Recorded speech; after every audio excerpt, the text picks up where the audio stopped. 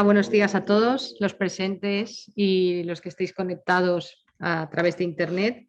Es un placer para mí presentar al doctor Pla Martín, que es doctor en biología por la Universidad de Valencia y que realizó su tesis doctoral en el IBV, en el Instituto de Biomedicina de Valencia, del CSIC, en el laboratorio del doctor Palau. Ya en la tesis, David comenzó sus estudios en la mitocondria para entender su papel en una enfermedad rara, una neuropatía denominada Charcot-Marie-Tooth. Posteriormente, cuando leyó la tesis, se fue al Príncipe Felipe, donde continuó los estudios en Charcot-Marie-Tooth durante 1 año y medio, hasta que consiguió una posición de postdoc en el laboratorio de Elena Rugarli en el SICAT en Colonia, en Alemania, y donde comenzó los estudios de regulación posttranscripcional de la mitocondria.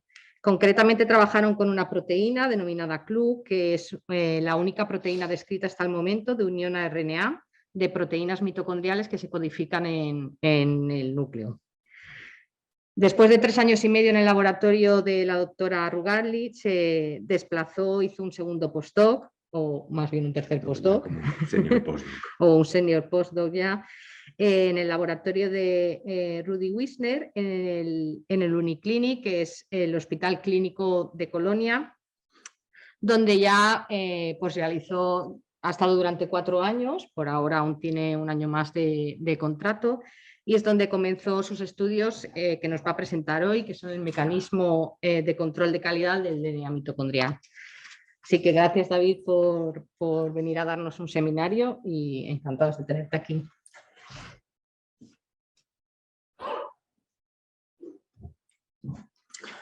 Bueno, pues muchas gracias por la oportunidad que me dais para presentar aquí los datos con los que he estado trabajando en los últimos 4 años. Es un placer para mí estar aquí donde más o menos empecé, en lo que es esta zona de Valencia, y con mucho gusto pues os voy a contar lo que he estado haciendo en los últimos 4 años, en los que, aparte también pues, de trabajar en los proyectos que hay en el laboratorio, en donde trabajamos con los voy a presentar ahora, donde trabajamos con mutaciones del DNA mitocondrial y cómo afectan a los diferentes tejidos. También he estado desarrollando mi carrera más independiente, en donde pues, he hecho he unido mis conocimientos anteriores en los mecanismos de control de regulación del control de calidad y los he aplicado, en este caso, al DNA mitocondrial, ¿no? Entonces, mi charla va a estar basada en eso, en esos experimentos que hemos estado haciendo estos últimos meses. Hay cosas que no se han publicado, cosas que están a punto de publicarse, entonces quizás muy pronto veréis ya en alguna revista. Lo que interesa a muchos investigadores en Colonia, que es un núcleo bastante importante de investigación en cuanto a la mitocondria, es por qué envejecemos, ¿no? Entonces es evidente que hay unos cambios a nivel fisiológico que ocurren en el cuerpo humano. Entonces nosotros estamos interesados en averiguar por qué eso ocurre a nivel celular, ¿no? No hace falta decir, todos lo sabemos, que existen una serie de cambios, inestabilidad genómica, acortamiento de los telómeros, diferentes cambios a nivel celular que provocan ese envejecimiento. Sin embargo, lo que nosotros estamos interesados sobre todo es en la disfunción mitocondrial y cómo afecta esa disfunción mitocondrial al envejecimiento y a otras enfermedades relacionadas con el envejecimiento. No hace falta decirlo, ¿no? La mitocondria es donde se produce la energía en las células, es lo que todos conocemos desde que vamos al colegio. El 75% de las proteínas mitocondriales están implicadas en producción de energía, de cierta manera, o bien en metabolismo, en la cadena respiratoria. Pero solamente muy pocas proteínas implicadas en estos procesos están codificadas en el DNA mitocondrial. Todos sabemos que las mitocondrias todavía poseen una pequeña molécula, que es DNA mitocondrial, que codifica para unas 13 proteínas y aparte otros redes de transferencia. Pero estas proteínas, como veis aquí, son del complejo 1, complejo 3, complejo 4 y complejo 5 de la ATP sintasa. Y el problema es que cuando existen mutaciones en el DNA mitocondrial, ya pueden ser mutaciones puntuales en algún gen o de lesiones o inserciones, la proteína en la que están esas mutaciones no se forma correctamente y el complejo completo colapsa y no se puede formar. Sin embargo, hay una cierta ventaja. La ventaja es que no tenemos solamente una copia de DNA mitocondrial por célula, lo que tenemos son múltiples copias de DNA por célula. Que lo veremos ahora. Entonces, una serie de... el problema de la acumulación de estas mutaciones se acumulan en el DNA mitocondrial de manera espontánea. Y se sabe ya desde hace bastante tiempo que con la edad la cantidad de mutaciones en el DNA mitocondrial se incrementa. ¿Vale? Y eso lo que se traduce a nivel del tejido, por ejemplo aquí en esta biopsia de músculo, en una reducción de la función mitocondrial. Lo vemos aquí, esto sería un músculo esquelético normal en donde hemos hecho una tinción COX-SDH, que es citocromoxidasa succionato deshidrogenasa, en donde la citocromoxidasa, unas proteínas del complejo 4 de citocromoxidasa, están codificadas en la mitocondria. Entonces, cuando hay muchas mutaciones en ese gen, el complejo no se puede formar y entonces no hay actividad citocromoxidasa. Sin embargo, la succinato deshidrogenasa, que está completamente codificada en el núcleo, siempre va a funcionar y da un precipitado azul. Por lo tanto, lo que vemos es que en células en donde la mitocondria no funciona, solamente vemos el color azul, que sería de la succinato deshidrogenasa. ¿Y por qué esto no ocurre en todas las células? Pues porque, como ya he dicho, tenemos múltiples copias de DNA mitocondrial por célula. Aquí esto es una célula en cultivo, un fibroblasto, en el que podéis ver con una tinción de DNA de doble cadena, los diferentes puntos recorriendo toda lo que es la red mitocondrial. Esos puntos es lo que llamamos el nucleoide, que es donde se organiza, sería el cromosoma mitocondrial, donde se organiza el DNA mitocondrial. Y tenemos multitud de copias por células. Y eso lo que implica es que podemos acumular mutaciones sin necesidad de tener daño mitocondrial. Y eso es porque existe un término que se denomina el límite crítico, en donde cuando esas mutaciones normalmente es alrededor de un 60%, cuando sobrepasan más del 60% de las moléculas de DNA mitocondrial mutadas, entonces es cuando se desarrolla lo que se llama heteroplasmia del DNA mitocondrial y un defecto bioquímico. En este caso, ¿por qué ocurre esto? Esto ocurre, hay diferentes teorías que se han presentado para explicar por qué puede ser que durante el envejecimiento se acumule daño en el DNA mitocondrial. Puede ser, por ejemplo, por deriva genética, simplemente por azar, las mutaciones se van acumulando y con el tiempo pues, acaban acumulando demasiado en una mitocondria o en una célula y produciendo daño mitocondrial. Puede ser una teoría que está bastante aceptada hasta hace unos años, una ventaja replicativa, son moléculas más pequeñas porque tienen deleciones de ese DNA mitocondrial, se replican más rápido y al final acaban desplazando a las moléculas wild type, que tienen alrededor pues, de 16,5 kilobases, y las moléculas mutadas imaginadas pues 10 kilobases, tienen una replicación mucho más rápida. Una nueva teoría que se lleva hablando desde hace un tiempo es la supervivencia del más enfermo, y esto significa que una mitocondria en condiciones normales genera radicales libres, genera señales para la célula y entonces cuando deja de funcionar genera más todavía, más radicales o más daño. Y eso es reconocido por los sistemas de eliminación de la célula para eliminar esa mitocondria conteniendo DNA mitocondrial dañado. Sin embargo, puede ser que si esa mitocondria acumula mucho DNA mitocondrial, al final deje de funcionar y deje de señalizar para que sea eliminada y se mantiene en la célula. Y la última teoría, que es la que me interesa a mí, es que lo que sabemos es que con la edad y según envejecemos, los sistemas de control de calidad celular disminuyen. Todos sabemos que los sistemas de autofagia disminuyen, el cuerpo se vuelve más vago, por decirlo de alguna manera, y elimina peor todos los defectos, y eso puede también estar provocando una acumulación del daño mitocondrial. ¿Cuáles son los mecanismos de control de calidad mitocondriales que tenemos o que se conocen hasta ahora? Básicamente hay unos 4 mecanismos en líneas generales. Uno sería la existencia de proteasas mitocondriales o nucleasas en este caso para el DNA, en donde se eliminan específicamente determinadas proteínas. En el caso de las nucleasas se sabe que cuando hay defectos de replicación hay unas proteínas encargadas de eliminar fragmentos lineales del DNA mitocondrial o fragmentos que no están correctamente, no se han replicado correctamente. Otro proceso sería la degradación mediada por ubiquitinas, donde proteínas de la membrana mitocondrial externa se marcan para eliminación, como por ejemplo el caso del transportador TOM20.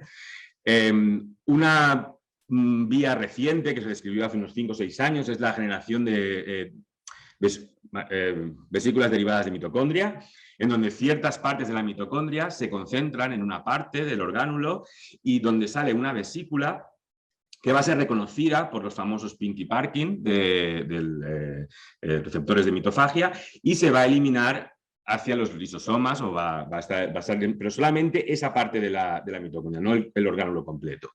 Y bueno, ya la más conocida, la primera que se describió fue la vía Pink Parkin, que es cuando ya se produce un daño mitocondrial excesivo, donde todas las mitocondrias dejan de funcionar y hay una señalización de partes de la mitocondria que se depolarizan, provocan la unión de Pink a la membrana mitocondrial, la esterilización de Pink a la membrana mitocondrial, que es reconocido por Parkin, y eso se engulle en un autofagosoma que al final irá a los lisosomas.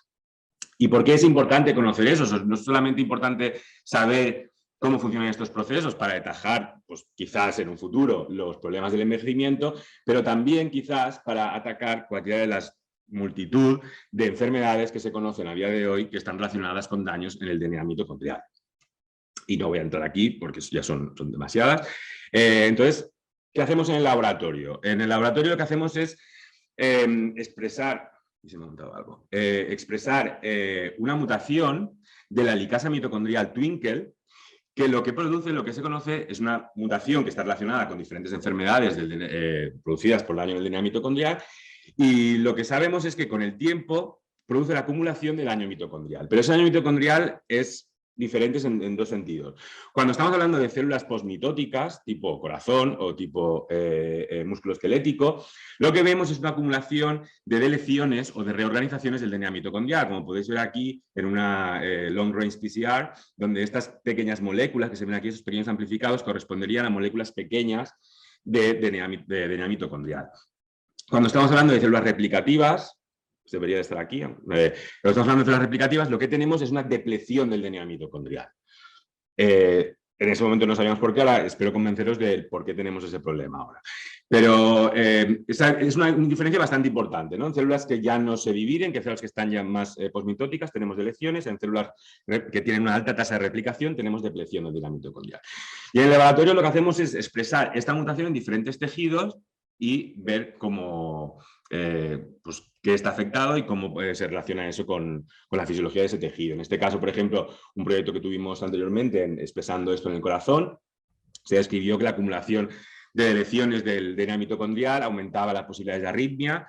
Tenemos una parte del laboratorio que trabaja en células epiteliales, que son células que se replican muy rápidamente.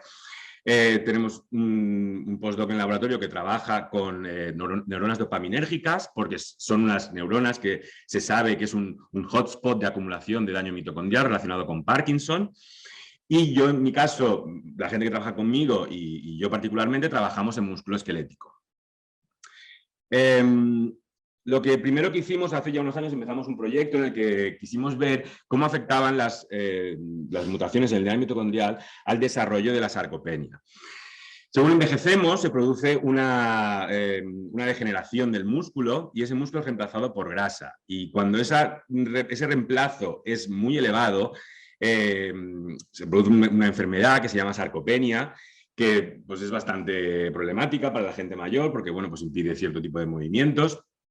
Y hasta ahora lo que no se conoce o lo que se está investigando últimamente es cuál es la razón de la sarcopenia. ¿Es un problema a nivel muscular o es un problema a nivel de las neuronas? ¿Cómo conectan con esos músculos y si se pierden esas conexiones? Entonces lo que hicimos fue expresar específicamente mutaciones de Twinkle, la mutación de Twinkle, en concreto voy a llamarla continuamente K320E. Esa mutación la expresamos específicamente en músculo esquelético. De modo que veimos si esos ratones que expresaban esa mutación tenían un fenotipo sarcopénico o no. Y de la misma manera también expresamos esa mutación en otra parte de las células, que ahora veremos para qué son, que son las células satélite con este promotor inducible. Entonces, lo primero que vimos, y esto ya lo publicamos hace un par de años, en músculos de los ojos, extraocular muscles, lo que vimos es que efectivamente esas expresiones, esa mutación provocaba la acumulación de lesiones del DNA mitocondrial en animales muy viejos, en animales de 2 años, prácticamente 2 años, y lo que hicimos fue cuantificar Y se me ha colado también esto. Lo que hicimos fue cuantificar una serie de lecciones del DNA mitocondrial y efectivamente estaban más incrementadas. Entonces vimos aquí lo que hizo un estudiante de doctorado que teníamos en el laboratorio fue ver cómo afectaban esas mutaciones a los diferentes grupos musculares. Y él se dio cuenta de una cosa que nos pareció bastante interesante en ese momento. Es que según el grupo muscular que estuviera viendo, fuera bien soleus o gastrocnemius o el tibialis anterior, la acumulación de daño mitocondrial era diferente. Como podéis ver aquí, en el músculo soleus tenemos solamente alrededor de un 5% de las fibras musculares son COX negativas o tienen daño mitocondrial. Sin embargo, en el gastrocnemius llegamos casi hasta el 20% y en el tibialis alrededor de un 15%.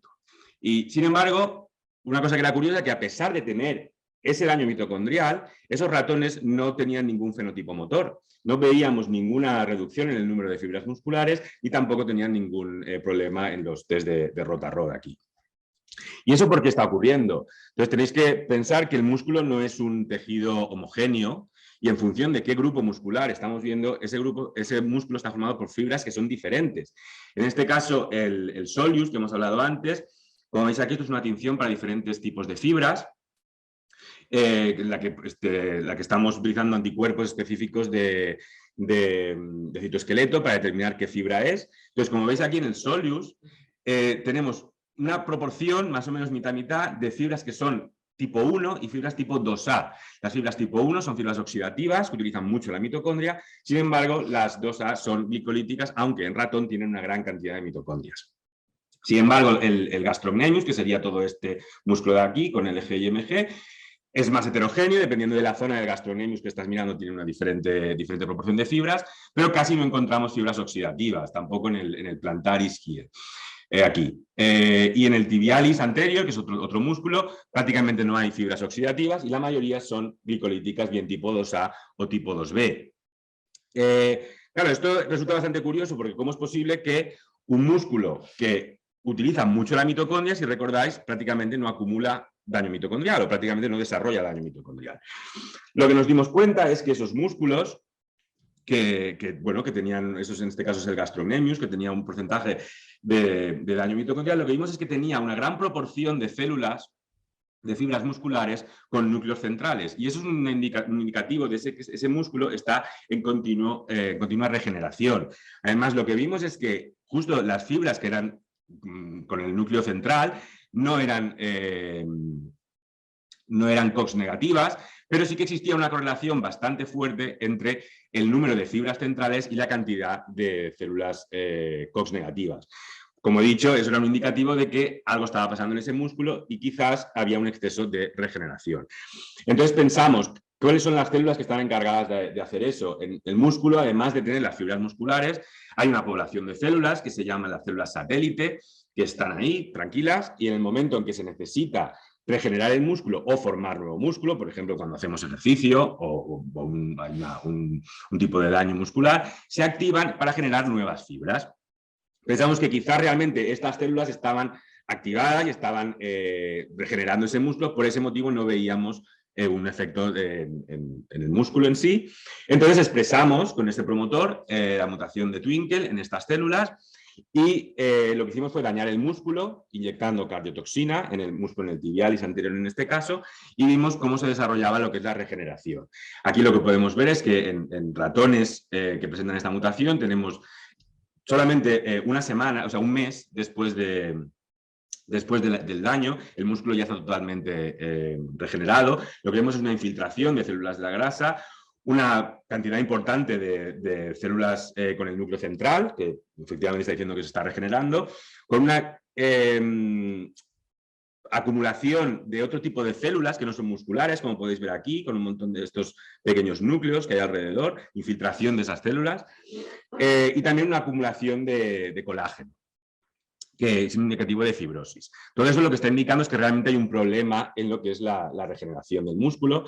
Cuando hacemos una tinción COX-SDH en esos músculos, aquí podéis ver un músculo completo, lo que sería el tibialis, y esta zona de aquí sería la zona que está regenerada. En animales control prácticamente pues sí, vemos actividad citocromoxidasa y vemos actividad succinato deshidrogenasa, por eso solo vemos todo marrón, no vemos, no vemos daño mitocondrial. Sin embargo, en ratones que expresan la mutación de Twinkle, lo que vemos es que hay una acumulación bastante importante de daño mitocondrial, que son todas estas células azules que podéis ver aquí. Este daño mitocondrial, como os he dicho al principio de la charla, no estaría relacionado con una depresión del DNA mitocondrial, como podemos ver aquí, que el número de copias es el mismo para los dos tipos de ratones, sin embargo, con una acumulación bastante importante de diferentes moléculas, de diferentes tamaños del DNA mitocondrial. Por lo tanto, es específico de reorganizaciones del DNA mitocondrial. Entonces vemos aquí que tenemos un problema importante en lo que son las células satélite y lo que hicimos fue cogerlas y ponerlas en una placa y ver cómo se desarrollaban en la placa. Aquí podéis ver células recién aisladas de los ratones, en lo que hemos activado la expresión de la mutación de Twinkle. En lo que observamos un cambio bastante importante en la biomasa mitocondrial, que cuantificamos aquí por microscopía, y también un incremento en los niveles de PGC1-alfa, que eso es un indicador claro de que hay un incremento de la biogénesis mitocondrial. Quizás para evitar en esas células que todavía no se han empezado a dividir, que se acumule demasiado daño mitocondrial.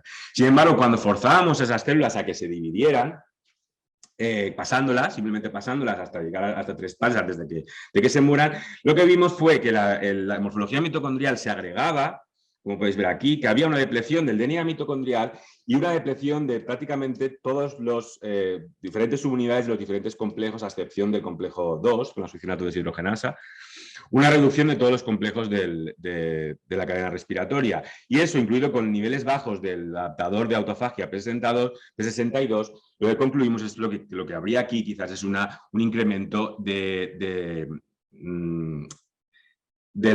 incremento de la mitofagia, un incremento de los procesos autofágicos para eliminar, las mitocondrias, que en este caso están dañadas conteniendo el ADN mitocondrial. Por lo tanto, pensamos, si lo que estamos teniendo en estas células satélites es un exceso de mitofagia, ¿sería posible eliminar ese DNA mitocondrial si incrementamos más aún esos procesos in vivo en el ratón? Y eso es lo que quisimos hacer. Para ello, utilizamos ratones después de una semana del proceso de regeneración y los inyectamos diariamente con rapamicina, que como sabéis es un compuesto que es un inductor de autofagia, pero a nivel global. O sea, está modificando muchas cosas, pero bueno, se conoce que también es un activador de lo que es la autofagia por inhibición de mTORC1. Y efectivamente, como podéis ver aquí, prácticamente limpiamos el músculo de células citocromoxidasa negativas, y aquí tenemos las cuantificaciones del número de células. Sin embargo, lo interesante es que no afectamos el número de copias del DNA mitocondrial, como podéis ver aquí, pero realmente específicamente eliminamos las deleciones del DNA mitocondrial. Bueno, esto es realmente bastante prometedor, porque pues esto significa que simplemente incrementando la autofagia podríamos mejorar quizás los procesos de regeneración o el daño mitocondrial.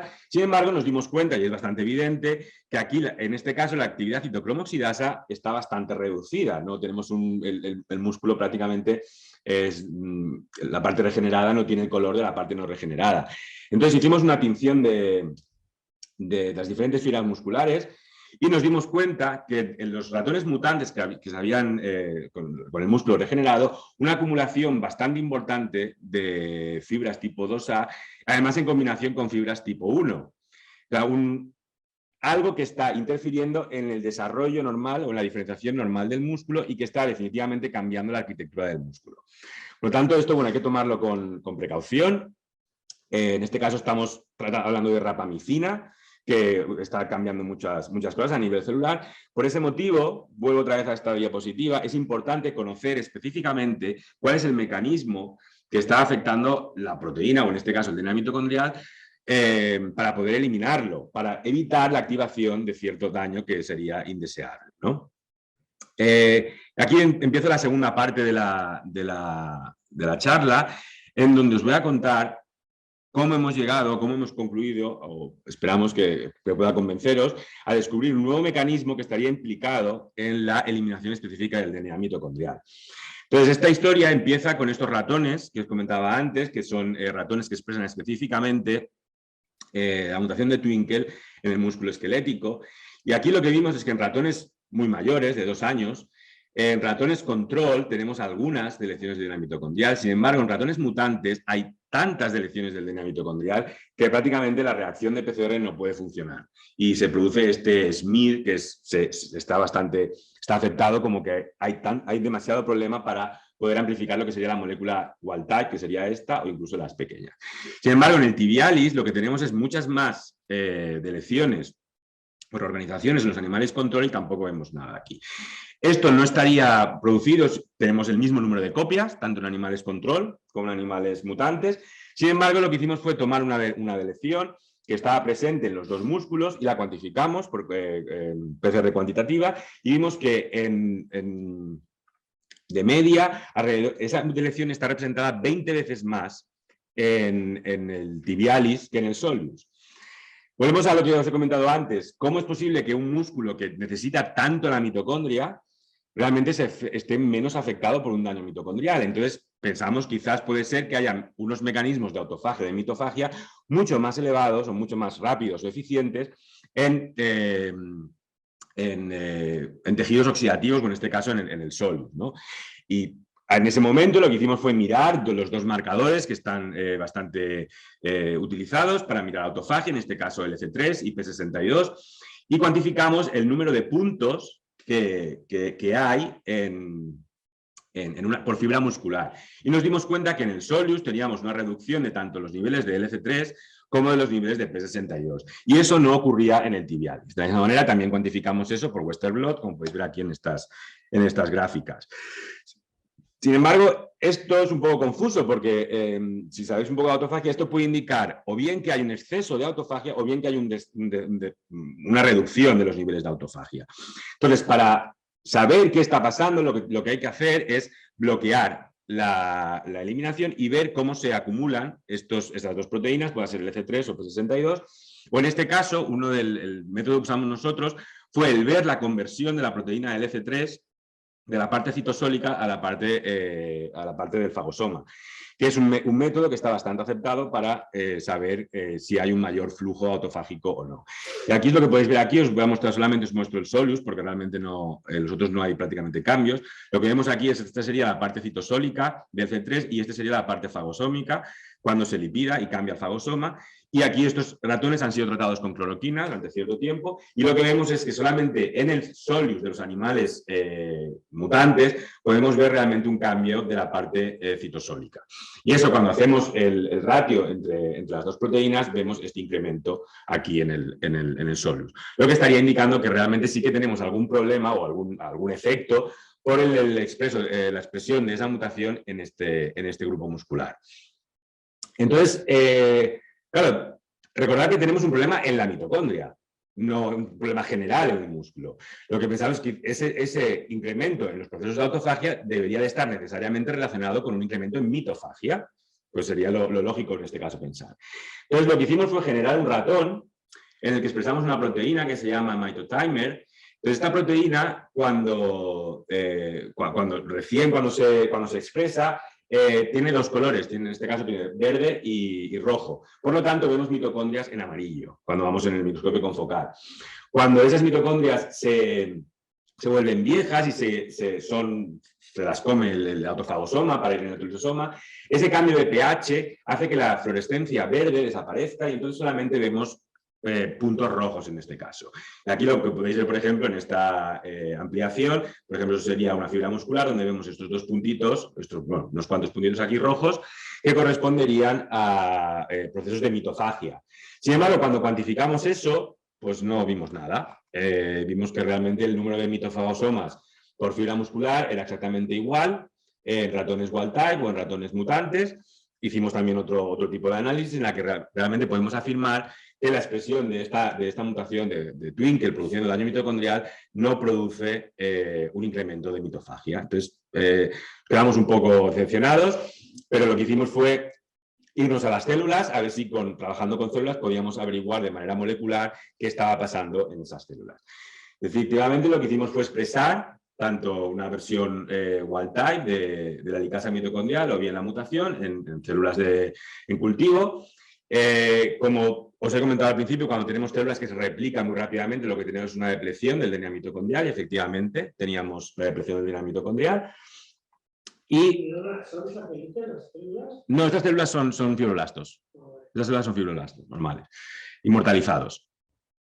Entonces, lo que hicimos fue cuando expresamos unos plásmidos que existen los que tenemos nosotros y que existen, que son para medir tanto autofagia como mitofagia. En este caso sería el marcador LC3 combinado con dos proteínas, GFP y Cherry. Funciona de la misma manera que he explicado antes. Cuando existe un proceso incrementado de autofagia, el marcador, en este caso el LC3, que marca los autofagosomas, cambia a un color rojo porque se elimina la fluorescencia verde por el pH ácido de los lisosomas. Entonces, como podéis ver aquí, tanto en células control que expresan el vector vacío, tenemos los dos colores. En células que expresan solamente la proteína wild type, también tenemos los dos colores. Sin embargo, en células que expresan la mutación de Twinkle, tenemos un incremento bastante importante de autolisosomas, que podéis ver aquí en la fluorescencia roja. Y aquí tenemos la cuantificación de este proceso por la colocalización de las dos moléculas. Entonces, una reducción implicaría un incremento de la autofagia porque solamente hay fluorescencia roja. Cuando miramos con la mitofagia, volvemos a tener el mismo problema. No observamos ningún proceso incrementado de mitofagia, cuando sí lo vemos, por ejemplo, cuando tratamos las células con, en este caso, antimicina o oligomicina, como podéis ver aquí, en esos puntos rojos, y aquí abajo la cuantificación. Por lo tanto, lo que creímos fue que quizás este incremento de autofagia, de autolisosomas que estábamos viendo aquí y que no veíamos mitofagia, estaba relacionado con la posibilidad, con esta depleción del DNA mitocondrial que teníamos, y que quizás lo que estábamos teniendo es un exceso de cualquier ruta que estuviera activada que estaría eliminando este DNA mitocondrial. Entonces, lo que hicimos fue, esto es una representación de más o menos la vía canónica de autofagia, y lo que hicimos fue bloquearla en diferentes pasos, con cloroquina para bloquear la última parte, la fusión con el lisosoma y la eliminación, con 3-MA que bloquearía la iniciación del autofagosoma, o con esta molécula que lo que hace es inhibir un inhibidor específico de ULK, que es el activador del proceso de autofagia. Y curiosamente lo que vimos aquí es que en células, esto sería las células con el vector vacío versus las células que expresan la mutación, lo que vemos es que solamente la cloroquina es la que sería capaz de recuperar los niveles de DNA mitocondrial a los niveles de las células control. ¿Qué está indicando esto? Esto está indicando que ese proceso de eliminación de DNA mitocondrial está específicamente involucrado esta parte de aquí. Sería la parte del lisosoma y no una vía canónica de autofagia. Pero si está ocurriendo eso, debe de ser porque ese DNA debe tener algún daño, debe de haber alguna manera de que ese DNA se reconozca y se elimine. Entonces, acordaos que Twinkle es la helicasa mitocondrial. Twinkle lo que hace es abrir el DNA mitocondrial para favorecer la replicación. Se saben que algunas moléculas que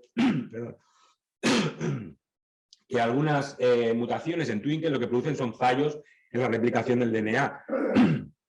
Este no sería el caso para esta mutación de Twinkle, que sabemos que no provoca cambios en la replicación del DNA. Sin embargo, quizás estaría añadiendo mutaciones, por problemas en la replicación, estaría añadiendo mutaciones en el DNA. Y lo que hicimos fue buscar la presencia de 8-oxohidroxidesoxiguanosina, que es el mayor cambio que se produce en el DNA con estrés oxidativo.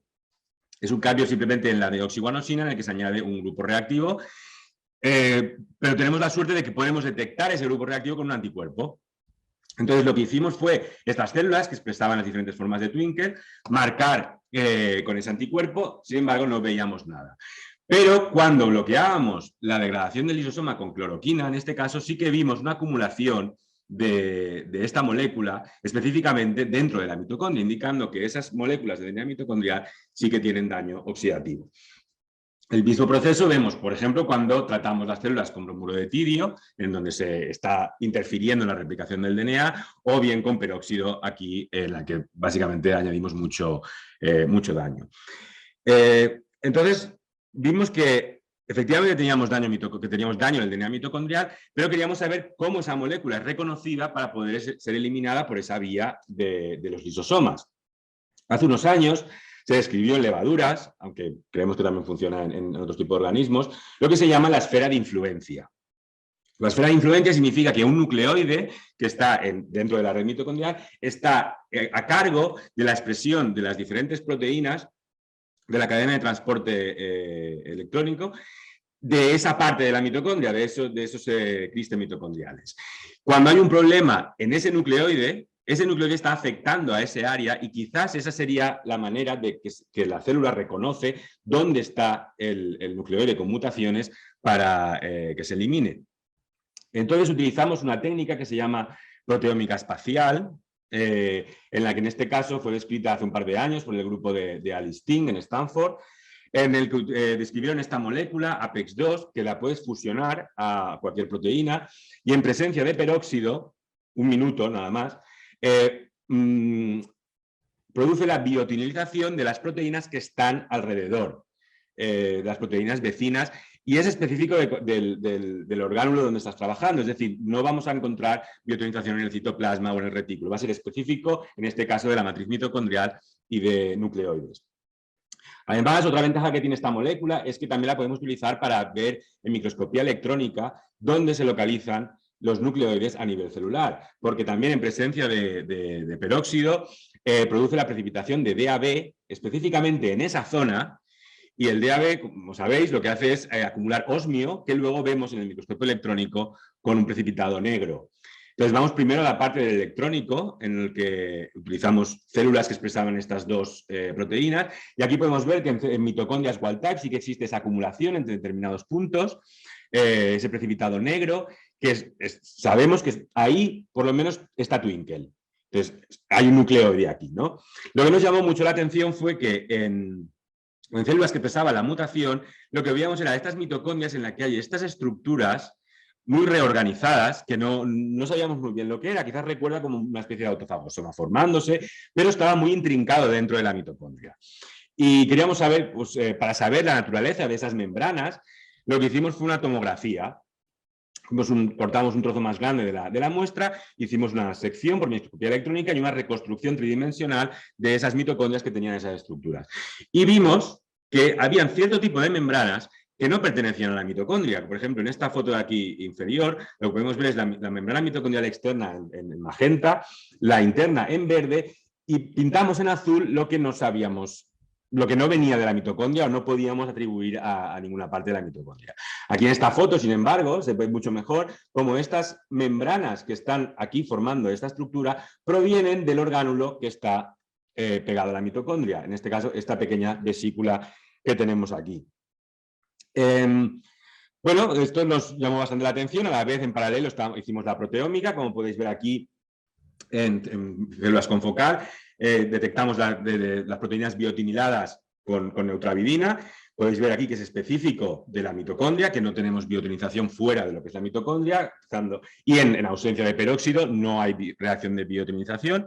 Por lo tanto, podemos marcar esas proteínas y luego purificarlas con unas bolitas con streptavidina y mandarlas al servicio de proteómica para ver cuáles son esas proteínas que están más incrementadas. Y luego, haciendo comparaciones entre células expresando el wild type o el mutante, saber qué hay diferente en las células que expresan la mutación de Twinkle.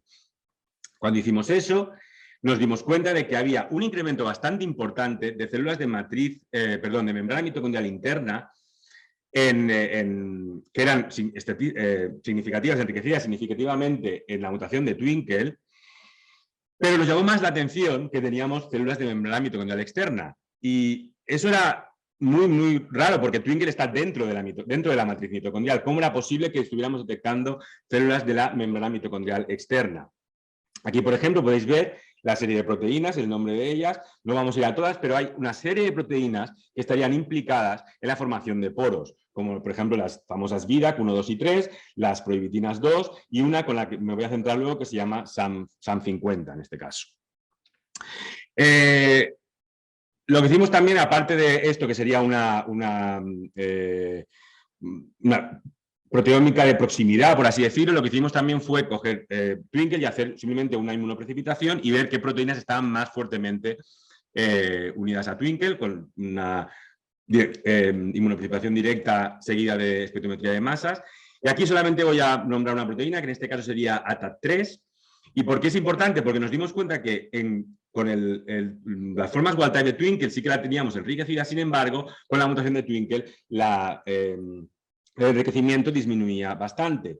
Curiosamente, cuando comparábamos los dos perfiles de proteínas que teníamos ahí, nos dimos cuenta de que estaba SAM50 y teníamos extremadamente, realmente enriquecida en células que expresaban la mutación de Twinkle.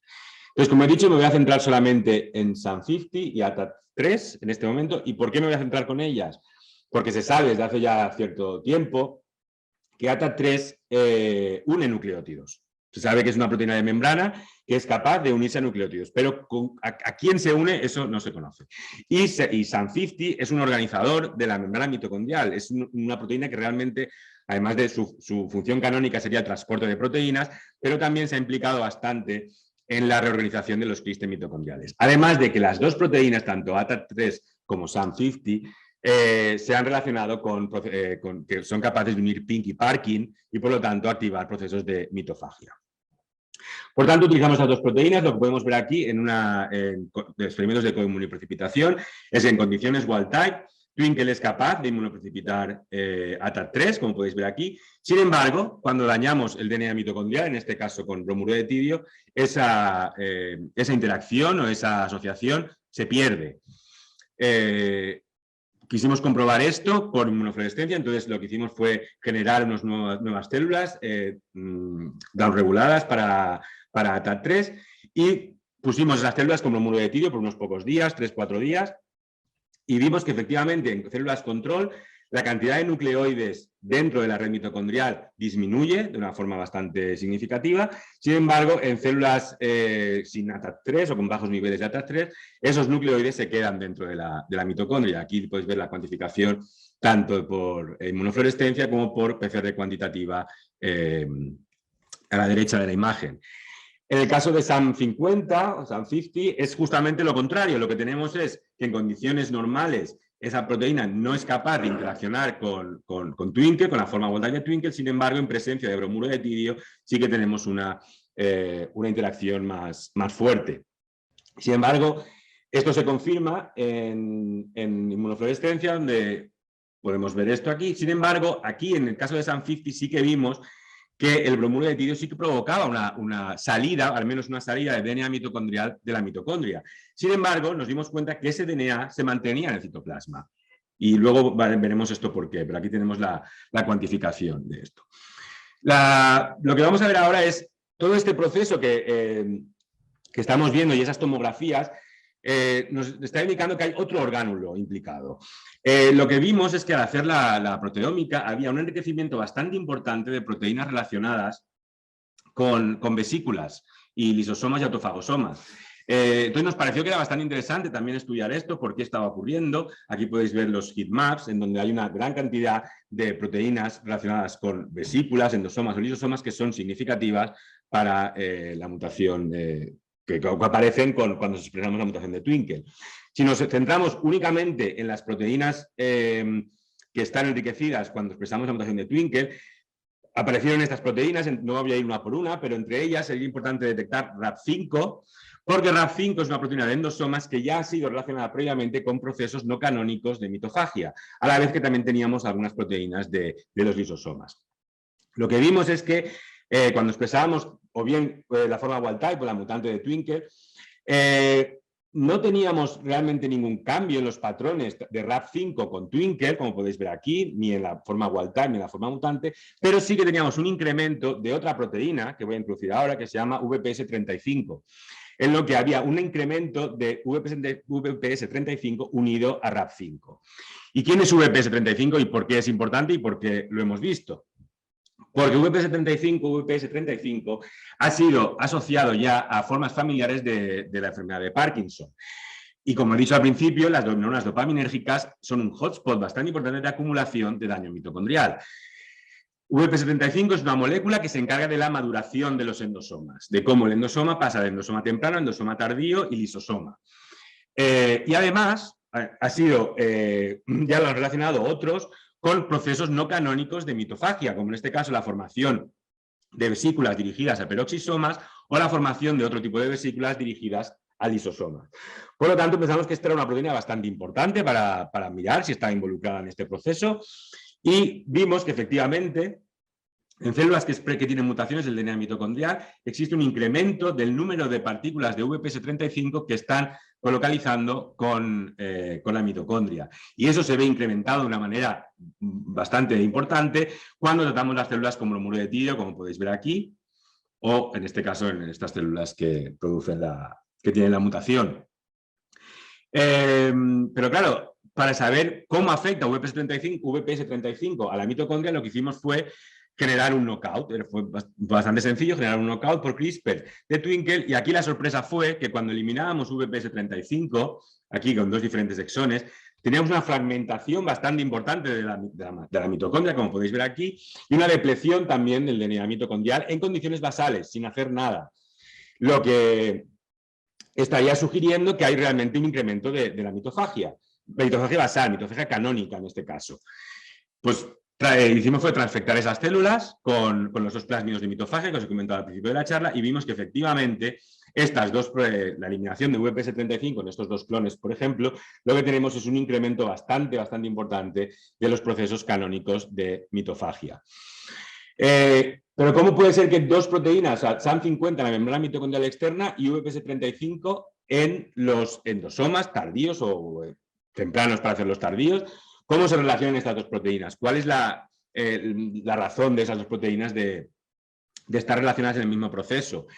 Lo que hicimos fue generar células knockdown para SAM50, expresar Twinkle, y vimos que en condiciones, en las células control, cuando dañamos el DNA mitocondrial, incrementamos el número de contactos de VPS35 con este caso con Twinkle. Sin embargo, en células SAM50 downreguladas, eso no ocurre. Realmente se necesitan esas dos proteínas para que ese contacto ocurra.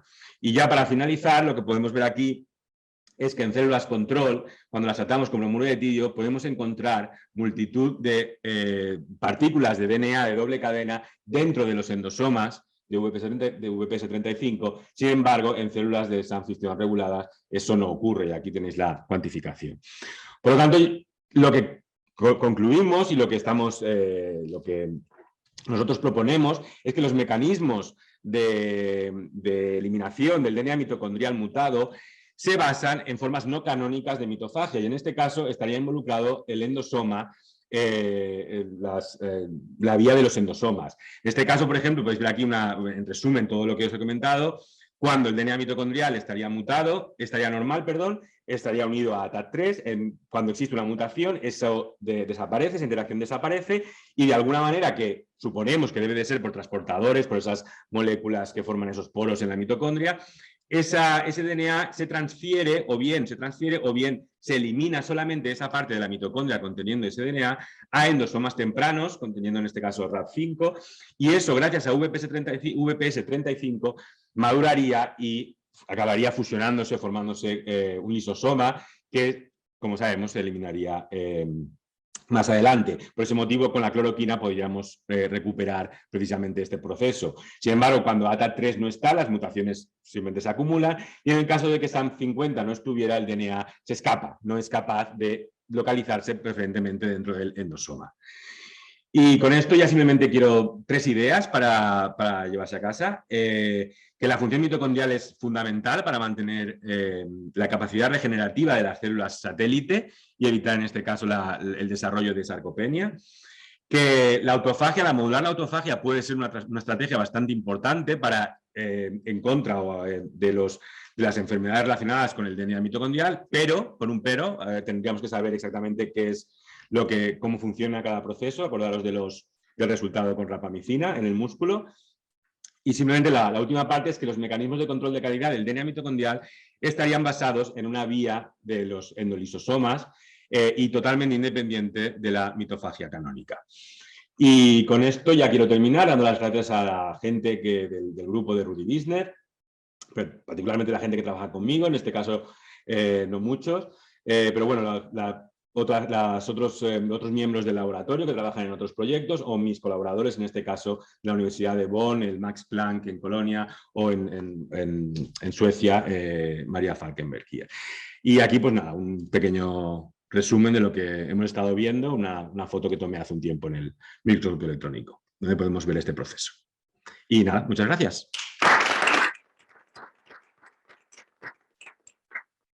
Sí, Fede. Súper chulo. Enhorabuena, primero que nada, porque el trabajo es precioso. Gracias. Enhorabuena, porque es una preciosidad. Está aquí el profesor Viña, que le gusta mucho la sarcopenia. Te lo digo porque te va a hacer preguntas. Como esto es un instituto de investigación sanitaria, pues el tema de la sarcopenia, como has destacado, es fundamental. Entonces, ¿tú tienes algún modelo o vas a probar esta posible vía no canónica en algún modelo de sarcopenia? ¿Lo vas a probar en células satélite directamente, en su caso? ¿O según lo que ya se sabe es la célula satélite claramente? Bueno, mi idea realmente es hacerlo. El problema es que como no conocemos ningún inhibidor químico específico de esta ruta, sería importante, pues, si lo supiéramos, si pudiéramos atacar específicamente esto, ¿no?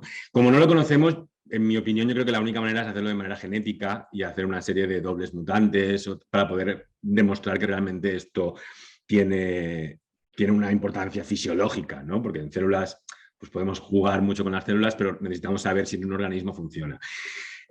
Lo que hemos hecho ha sido, hemos generado en moscas, porque es lo más fácil y es lo más rápido, hemos generado un modelo de mosca en el que sí que aumentamos la heteroplasma mitocondrial y ahí queremos sobreexpresar estas proteínas o hacer, por ejemplo, un screening de drogas para ver de qué manera podríamos, si realmente mejoramos la acumulación de moléculas mutadas del DNA mitocondrial.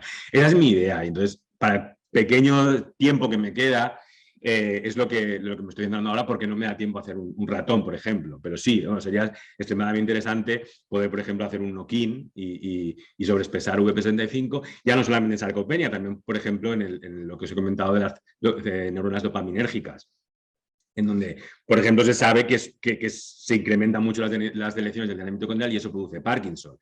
Lo que sí que puedo decir, por ejemplo, es que en este caso no es sarcopenia, porque ya digo que no hemos trabajado ahí, pero en el caso de las neuronas dopaminérgicas o el Parkinson, VPS35 sí que se está probando ahora mismo para tratar el Parkinson. Y se ha visto que al menos en mosca la sobreexpresión de esta proteína mejora el fenotipo producido por una mutación específica que provoca Parkinson, en este caso RKK2.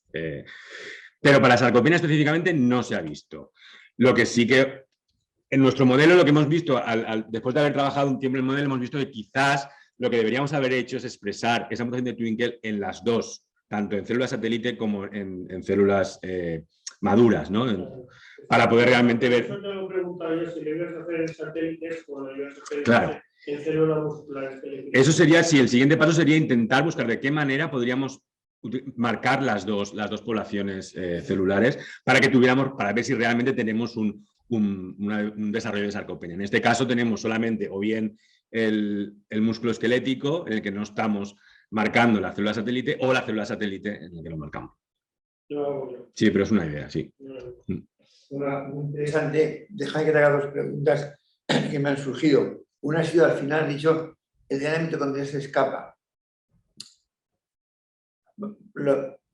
Nosotros hemos medido ya, ayer acabamos de 1000 personas y relacionando DNA mitocondrial con sarcopenia. Plasmático, DNA mitocondrial en el plasma.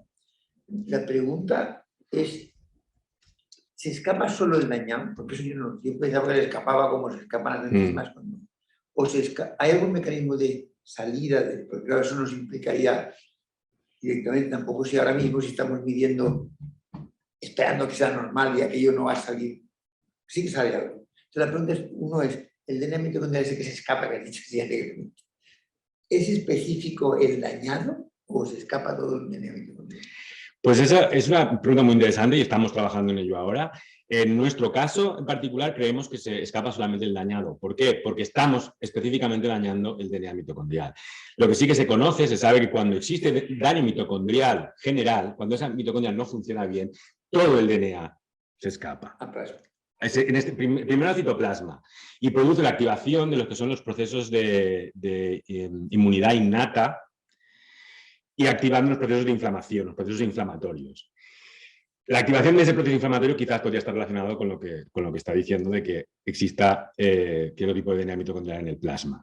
En nuestros modelos creemos que es DNA mitocondrial dañado porque estamos dañando específicamente el DNA y sí que vemos pues, las células más o menos se mantienen. No tenemos un daño mitocondrial global o muy, muy fuerte dentro de la mitocondria, pero sí que puedo decir que en otro tipo de daño mitocondrial quizás es todo lo que se está escapando. Cuando la mitocondria no es capaz de mantener el DNA dentro, entonces lo suelta en el citoplasma, se activan una serie de rutas, activando sobre todo la inflamación. Y está a punto. Porque me interesaría decir, nosotros estamos, se llaman DAMPs, ¿no? Sí. Moléculas dañadas, sí, ¿no? Sí. La segunda, me gustaría verlo por citar. La segunda pregunta ya muy interesante, me ha parecido que los trozos de membrana plasmática se encuentran dentro de la mitocondria, ¿no?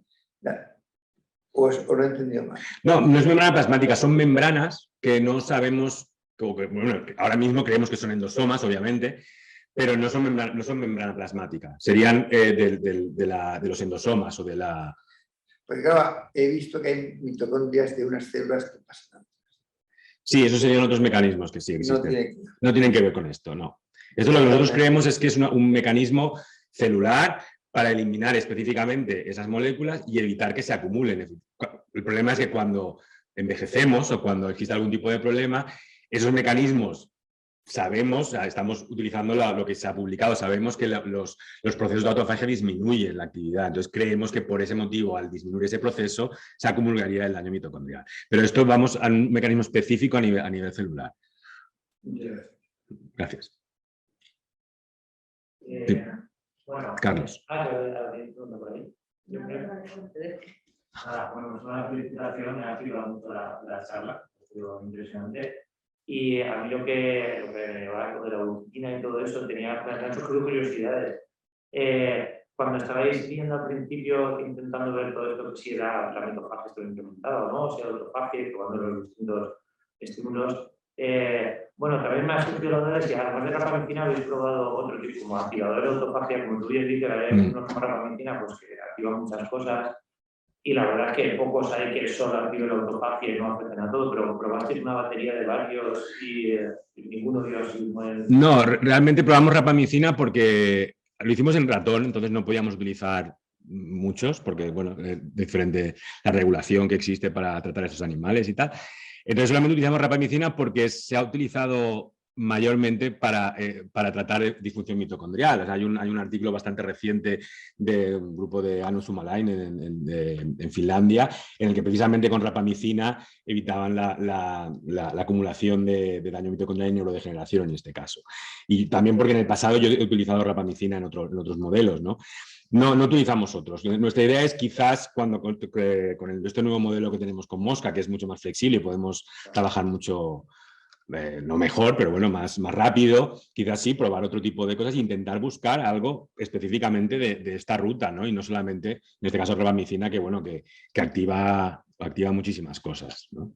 Y luego, por lo que decía la bioquímica, también tenía curiosidad de si estos procesos de translocación del ADN mitocondrial o de fusión de los endosomas con la propia mitocondria y tal, ¿ahí hay algo mediado por bioquímica o hay alguna señal? Pues sinceramente no lo sabemos, es algo que quiero mirar, porque nuestros resultados lo que implican es que hay algún tipo de... O sea, que la matriz mitocondrial tiene que quedar en contacto con la membrana mitocondrial externa y eso debe de estar mediado por algún tipo de eliminación de ciertas proteínas que eliminen esa separación física que hay, ¿no? Entonces sí que hay algunas rutas que se han descrito que específicamente se degrada matriz mitocondrial interna aparte de otros procesos.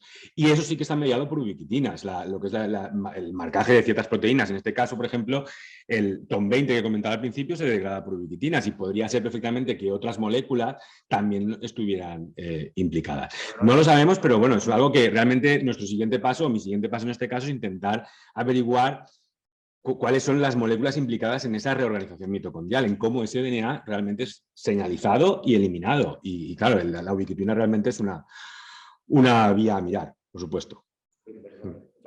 Gracias. Yo quiero retomar un poco lo que te comentaba el doctor Viña de las membranas que contáis imaginadas dentro de las mitocondrias. Una vez ya pensáis que esas deben ser de los endosomas, ¿no habéis intentado marcarlas de alguna manera para que puedas en el electrónico confirmarlo? Sí, bueno, lo hemos hecho, no lo he querido mostrar aquí porque ya podría estar aquí una hora más hablando. Sí, lo hemos hecho, hemos marcado con Immunogol, hemos marcado VP75 y hemos visto que efectivamente está cerca de la mitocondria en este caso, y hemos hecho también microscopía electrónica Correlative Light and Electron Microscope, una foto con focal y una foto en microscopía electrónica, y hemos visto que efectivamente endosomas de VP75 están muy cerca de la mitocondria.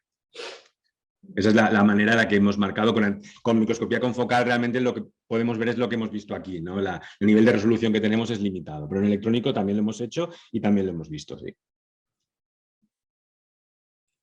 El proceso de eliminación del ADN dañado es calcio dependiente.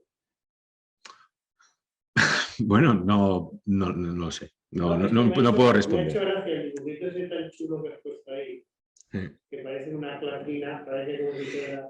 Bueno, sí. ¿O te lo has inventado? No, lo he dibujado así porque efectivamente el VP75 es un componente del retrómero. Y el retrómero es una proteína tipo clatrina, que realmente son estas tres proteínas encargadas de invaginar membranas y formar vesículas. Ese es el motivo por el que lo he dibujado así, en el tipo clatrina, porque sí, efectivamente es eso. Ahora bien, no sabemos, o sea, sabemos que todo está muy cerca, encontramos partes de DNA dentro del endosoma, no sabemos efectivamente si quizás el DNA se transfiere aquí o es realmente como estoy pintando aquí o como esta foto que detectamos aquí, en el que esta parte de la mitocondria es eliminada específicamente. ¿No? Yo me inclinaría más a que es un proceso de lo que se conoce como, ¿cómo sería en español? Bueno, es piecemeal mitophagy, ya un proceso de eliminación de partes específicas de la mitocondria conteniendo DNA mitocondrial dañado y evitando que se activen una serie de procesos que serían indeseables, ¿no? Esa selección de DNA dañado, el reconocimiento para que vaya de la mitocondria y mediado por la VPS35. Hay alguna proteína de reconocimiento porque es pues, una diapositiva con un incremento de 8 de oxigenotina. Pero también saben, bueno, por lo que has mostrado, también se reduce ese tamaño. ¿Hay alguna proteína que reconozca ese DNA mitocondrial más pequeño, ese DNA mitocondrial más dañado, sea la que acompañe al DNA mitocondrial? Nosotros directamente no lo sabemos porque no lo hemos probado. Independientemente, probablemente no es.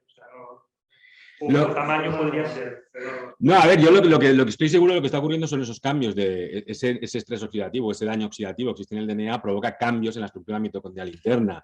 Y, por ejemplo, se sabe, se ha descrito ya hace un par de años por otros grupos, que las dos proteínas con las que yo os he mencionado, que son SAM50, SAM50 y ATA3, esas dos proteínas son capaces de activar pink parking y eliminación por mitofagia. Entonces sería muy probable, pues yo apostaría a que este proceso está también involucrado ahí, que esos cambios en la estructura interna bioquímica mitocondrial provocarían quizás el reconocimiento por parte de pink parking y que se activen a raíz de SAM50 o toda esta eliminación. Entonces nosotros proponemos aquí un nuevo mecanismo. Es cierto que nos faltan los pequeños detalles, ¿no? Cómo esto va aquí, cómo esto vaya. Sí. Pero vamos, yo apostaría a que está involucrado cambios a nivel de la estructura de los cristos mitocondriales, cambios a nivel de potencial de membrana, que estaría provocando pues, el reconocimiento por parte de otras proteínas.